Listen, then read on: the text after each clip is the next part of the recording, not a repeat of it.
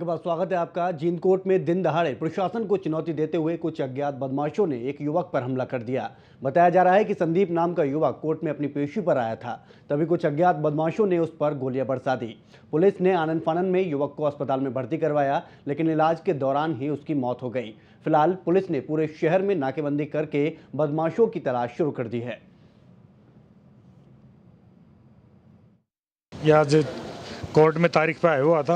307 का केस है, कोई इसमें इसकी तारीख थी और वकीलों के चैम्बर में वहाँ कैंटीन के पास 3 लड़के वकील के बेस में आए और इसको गोली मार के फरार हो गए।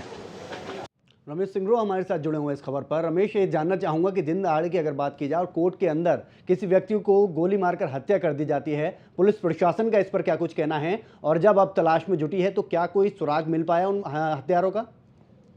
जी विनय, देखिए अब तक जो हमलावर थे उनका कोई सुराग नहीं मिल पाया, लेकिन जहां तक सुरक्षा की बात है, जींद कोर्ट परिसर में अक्सर 2-3 महीने के अंदर ऐसी वारदात हो जाती है और पुलिस प्रशासन रटाया जवाब एक ही देता है कि हम सुरक्षा के प्रबंध और पुख्ता करेंगे। इस बार किसी भी तरह की वारदात न होने पाए ऐसी हम चौबंद व्यवस्था करेंगे। लेकिन जिनका कोर्ट परिसर है वो एक तरह से बदमाशों का अड्डा बन चुका है।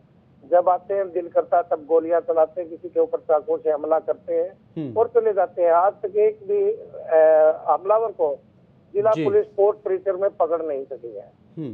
चलिए रमेश, बहुत बहुत धन्यवाद इस तमाम जानकारी के लिए। तो दिन दहाड़े कोर्ट में एक पेशी पर आए युवक की हत्या कर दी जाती है और सबसे बड़ा सवाल ये कि सुरक्षा आखिरकार है कहाँ? इसके अलावा अभी तक इन बदमाशों का कोई सुराग नहीं लग पाया है।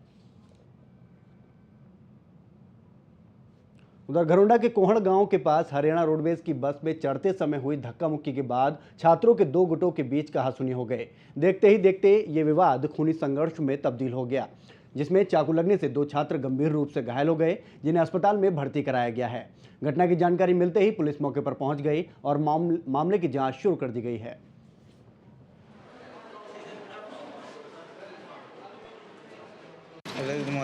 तो कैसे क्या हुआ आपके साथ? हम तो सर वैसे ही आ रहे थे बस में, अचानक से आए पीछे से मार गए। तो कहाँ जाते हैं आप लोग? एसडी में जी। कॉलेज में जाते हैं? कॉलेज में सर।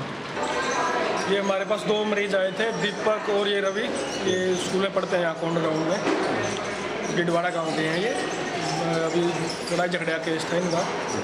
दोनों के जांघों पे चाकू से, मतलब चाकू तो नहीं कह सकते, तो तेजदार हथियार है उससे वार किया हुआ है। उनका मेडिकल कर दिया है, इलाज कर दिया और एक्सरे के लिए इनको हम लोग करनाल के लिए रेफर कर दिया। छात्रों की झड़प के बारे में पता लगा था कि जो कोहड़ बस अड्डा है उस पर कोई झगड़ा हुआ था, तो झगड़े की इत्तला पर हम गए थे वहाँ पे। तो एक जो बूढ़े का लड़का है उसके बारे में सुनने में आ रहा है कि उसने वो झगड़ा कर दिया था। हम इसके बारे में तफ्तीश कर रहे हैं, क्या मामला है, क्यों झगड़ा। आपसी जो छात्र हैं उनका आपसी कोई विवाद था, उसकी वजह से कोई झगड़ा हुआ था। सिवानी मंडी में चोरों ने केनरा बैंक के एटीएम का शटर तोड़कर एटीएम लूटने की कोशिश की, लेकिन एटीएम भारी होने की वजह से चोर उसे ले जाने में कामयाब नहीं हो पाए। वहीं एटीएम में लगे सीसीटीवी कैमरे में चोरों की ये करतूत कैद हो गई। बैंक प्रबंधक के अनुसार एटीएम में 10,000 के आसपास ही कैश था। मौके पर पहुंची पुलिस ने सीसीटीवी फुटेज की मदद से कार्रवाई शुरू कर दी है। तो तस्वीरों में आप देख सकते हैं किस तरह से चोरों ने पहले शटर तोड़ा और उसके बाद एटीएम को उठाकर ले जाने की कोशिश की। हालांकि एटीएम की अगर बात करें, भारी होने की वजह से ये जो लुटेरे थे उस एटीएम को नहीं ले जा पाए। बैंक प्रबंधक की माने तो कैश ज़्यादा नहीं था, लेकिन इस घटना के बाद सुरक्षा को लेकर ज़रूर सवाल खड़े हो गए हैं एक बार फिर से एटीएमों के। सूचना मिली थी कि एटीएम बाहर पड़ा है जी, तो फिर मैंने यहाँ आकर देखा तो ये एटीएम बाहर पड़ा हुआ था और फिर हमने पुलिस को रिपोर्ट दी। पुलिस वाले कार्रवाई करने में लगे हुए हैं। इसमें सीसीटीवी फुटेज में हमने देखा 3 व्यक्ति थे, कोई टाटा मैजिक लेके आए हुए हैं जी। उस पर उन्होंने उठाने का प्रयास किया, लेकिन शायद उनका प्रयास सफल नहीं रहा और वो इसे छोड़कर बाहर भागे हैं। हमारे उन्होंने बताया कि भाई यहाँ एटीएम केनरा बैंक का एटीएम टूटा है, जो बाहर पड़ा है। इस अलावा पर मौके पर आए, हमने मैनेजर साहब को बुलाया। बुलाने पर जो है दरखास्त दी, कार्रवाई की जा रही है। चोरी की तलाश उधर भिवानी में रविवार को जाट धर्मशाला में दादी सती की भजन संध्या का आयोजन किया गया, जिसमें सभापा के प्रदेश अध्यक्ष नीलम अग्रवाल ने मुख्य अतिथि के तौर पर शिरकत की। इस मौके पर बड़ी संख्या में लोगों ने भजन संध्या में हिस्सा लिया। सभापा प्रदेश अध्यक्ष नीलम अग्रवाल ने भी जहां दादी सती के दर्शन कर पूजा अर्चना की, तो वहीं लोगों को संबोधित भी किया।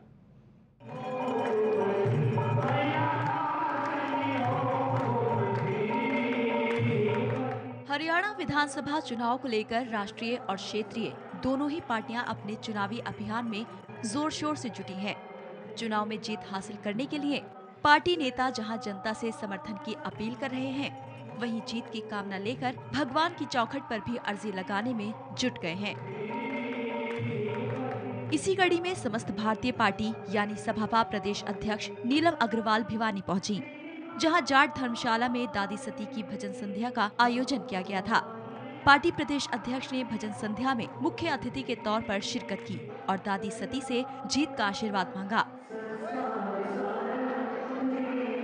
इस मौके पर बड़ी संख्या में लोगों की भीड़ भी भजन संध्या में नजर आई। भजन संध्या के इस मौके पर पूरा माहौल भक्ति के रंग में डूबा नजर आया और लोग भक्ति सागर में डूबे नजर आए। सभापा प्रदेश अध्यक्ष नीलम अग्रवाल ने भी पूरे भक्तिभाव से दादी सती की पूजा अर्चना की और पार्टी की जीत के लिए आशीर्वाद मांगा। इसके अलावा पार्टी प्रदेश अध्यक्ष ने लोगों को भी संबोधित किया और प्रदेश में परिवर्तन की लहर चलने की बात कही, तो वहीं लोगों के समर्थन के जरिए परिवर्तन की इस लहर को आगे बढ़ाने की बात कही। के मंदिर में आज मैं माथा टेकने के लिए आई थी और दादी सती ने मुझे आशीर्वाद दिया है कि जिस काम के लिए हम लोग निकले हैं और वो काम हम पूरा करके दिखा सकें। आज सभी महिलाओं ने बहुत प्यार और मोहब्बत दिखाई है। यहाँ पे हम सब मिलके इस परिवर्तन की लहर को चलाएं। सियासी रण में जीत हासिल करने के लिए राजनीतिक दांवपेच के साथ आस्था का दौर भी शुरू हो गया है, लेकिन ये तो वक्त ही बताएगा कि जनता जनार्दन किस पर ज्यादा मेहरबान होती है और किसकी मुराद पूरी होती है। भिवानी से खबरें अभी तक के लिए नवीन शर्मा, ब्यूरो रिपोर्ट।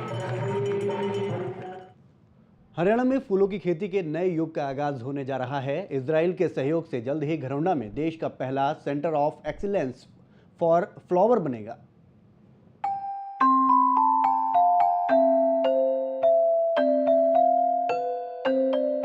घरौंडा में हाई वैल्यू विदेशी फूलों की संरक्षित खेती के लिए पॉली हाउस, नेट हाउस और हाई टेक्निक ग्रीन हाउस बनने जा रहा है।